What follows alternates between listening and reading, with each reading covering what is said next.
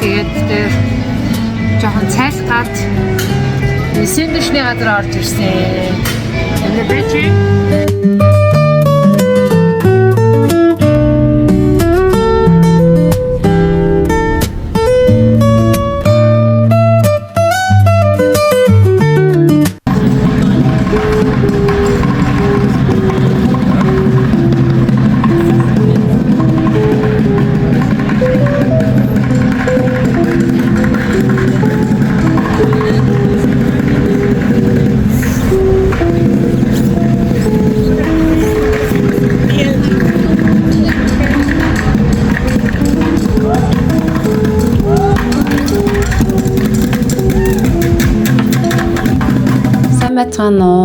Америкт өнгөрөөсөн өдрүүд цуврал бичлэг маань үргэлжлээд өнөөдөр цоо шин дугаараа оруулах гад байж байна. Тэгээд юуны өмнө миний бичлэгийг үзээд өмнөх бичлэгүүдийг маань үзээд надад маш гоё урмын үг хайрлсан хайртай гэр бүл, найз нөхөд, за танихгүй олон хүмүүс чин сэтгэлээсээ баярлалаа гэдгийг хэлмээр байна. Ингээд Америкт өнгөрөөсөн өдрүүд цувралын шин дугаар маань орж байна.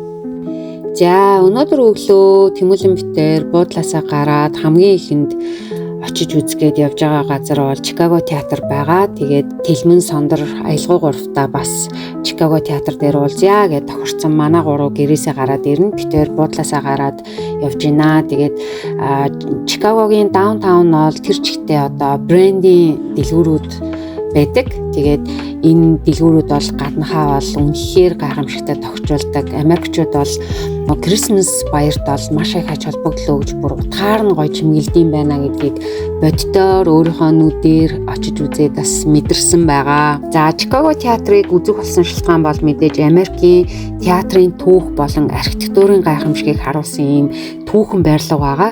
Энэхүү барилга маань бол 1921 оны 10 сарын 26-нд бол анх бол үе таалгаа нээжсэн байна. Тэгээд энэхүү театрын гадна харагддаг Чикаго гэсэн энэхүү одоо тэмдэглэгийн бол 1921 оноос хойш бол засварын үйл ажиллагаанууд нь явагдаал яг өнөө хүртэл яг энэ бэлэг тэмдэг болгож хадгалагдаж байгаа ийм гайхамшигтай түүхэн барилга дээр ирээд мэдээж уламжлалсаар зураг авахулаад тэгээд өөрийнхөө бичлэгийг хийгээд явж байна.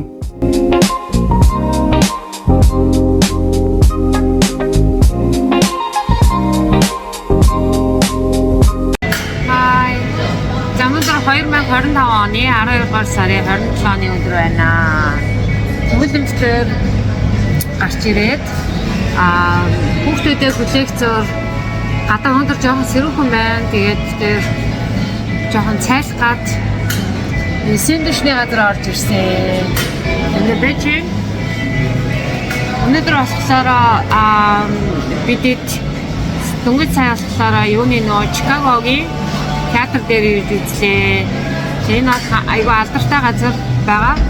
Тэгээд хавь ойрон жоохон юу нөгөө засварын ажилтай байгаа юм байна.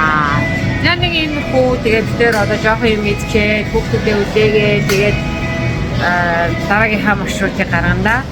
Ийм байна. Тэгээд Америк гоё яана.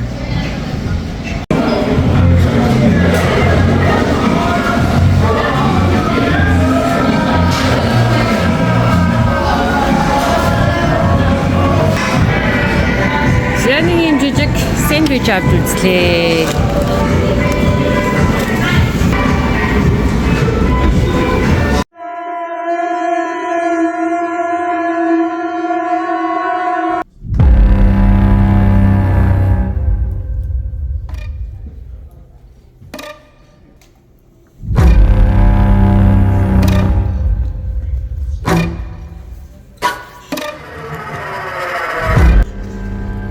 Бид ороо өнөөдөр аимшиг музейд ороод ирлээ.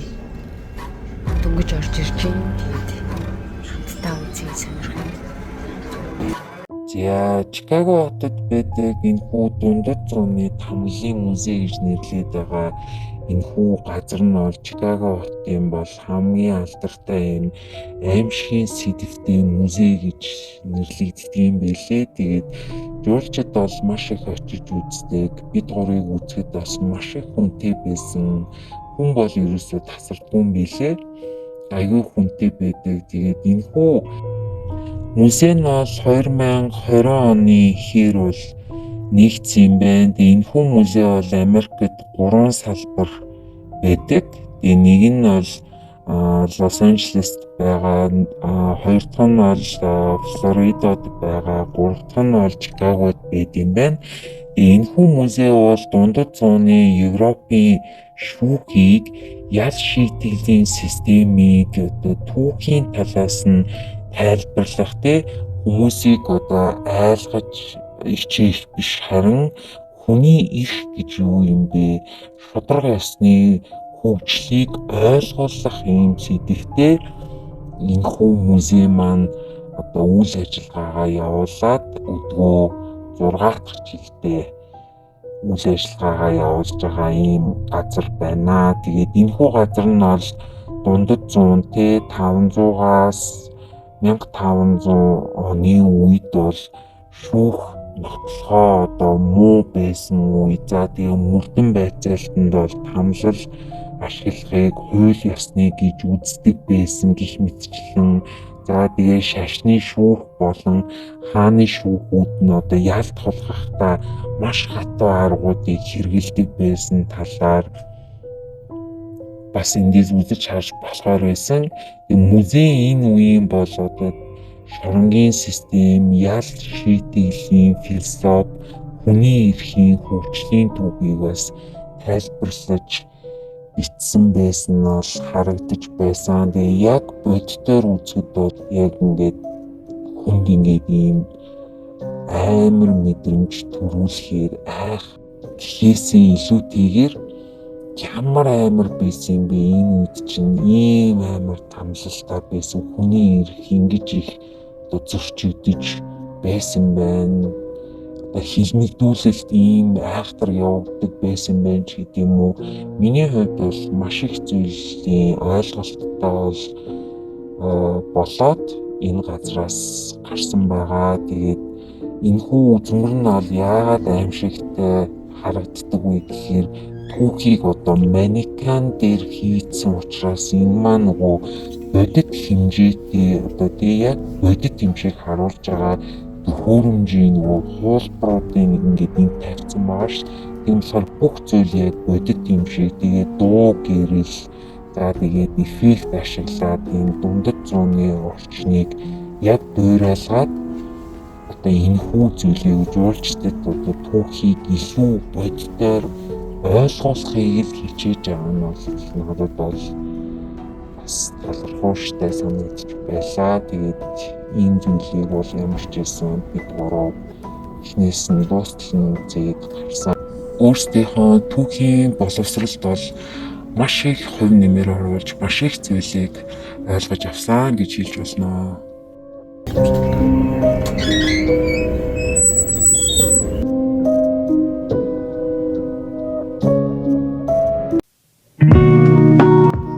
За ингээ ямар ч байсан аимшиг кино шиг, аимшиг түүх шиг бидрийг баг байхад аимшиг яриа гэдэг энэ нэвтрүүлэг гардаг байсан. Тэгээд бүр амьдралдаа анх удаага ийм дуу оруулалт хийж үзлээдээд яг миний өөрийн хоолоо ерөөсөө зохихгүй мэлээ. Тийм болохоор орчныг гоё бүрдүүлэхийн тулд хоолоогоо өөрчилсөн байгаа. Та бүхэндээс яг орчинд нь ороод орсон мэт ийм мэдрэмж төрсөн бахаа гэж бодож байна. Ингээд үргэлжлүүлье. За бид тав явсаар Navy Pier гэж цэцэрлэгт хүрээлэнд ирсэн байна. Өнөөдөр бол гэхдээ жоохон хүйтэн өдөр байна. Бид тав сая кофе шоп сууж халуун юм уугаад кексидээ тэгээд цаашаа аяллаа үргэлжлүүлж байна. Өнөөдөр аюу хүйтэн байгаа болохоор бид энэ ийшээ орчоо тэгээд ерөнхийдөө харинда амарна. Маргааш бас гоё газар руу явах байгаа.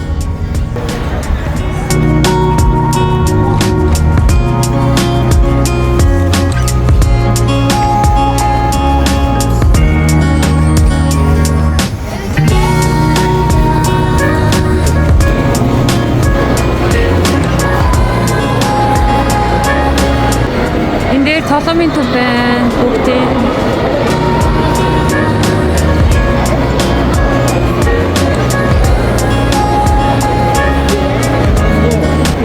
Аялал тоглоомын төв тоглолцгаая. Тоглоо хэлнэ нөө. Нөө гинэ.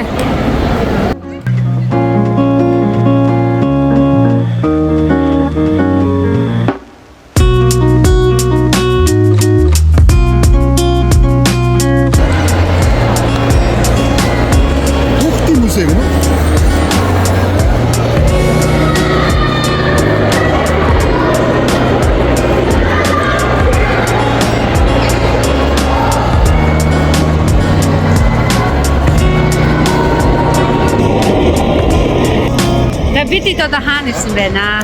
Never-Beer гэдэг энэ парк дээр нэрсэн байж байна. Өмнө нь бүгдээ үзэж чадаагүй явсан. Тэгээд өнөөдөр барыг хүмүүс энэ ид ирчээд надад газар үзүүлээ явж байна. Бид үзүүлээд байна уу? Бид үзүүлээд байна уу? Энд тэ гошон газар үү юм те?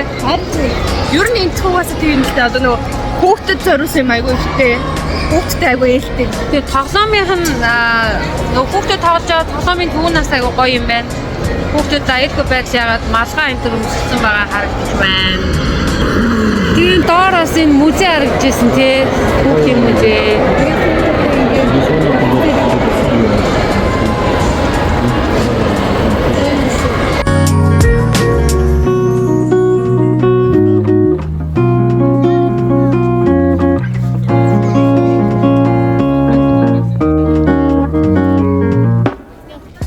Америкт бол шинэ жилийн уур амьсгал бол бүр утгаараа маш гоё орд юм элэ. Тэгээд нөгөө бидний үе чинь хар нэлхаасаа нөгөө гэртээ ганцаараа киног үзээд өсөө те одоо үе үеийнхэн маань одоо яг тэр кино үзэж өссөн шүү дээ. Тэгээд гэртээ ганцаараа кинон дэр гардаг гацуур мод бол бүр үнэхээр гоё тасархай харагддаг. Тэгээд яг тэр гацуур мод Америкт бүр ингээд дэлгүүр болгоны үүдэнд айл болгонд ч гэдэм үү те ингээд айгуу гоё засаж чимэглэж тэрэндээ маш их ач холбогдол өгж байгаа нь бол надад бол үнэхээр гоё санагдчихсэн. Тэгээ энэ удаагийн миний аяллаа бас нэг үзэх хүсэж байгаа зүйл бол би гэртээ ганцаараагийн байшин дээр очиж үзэхийг маш их хүсэж байгаа.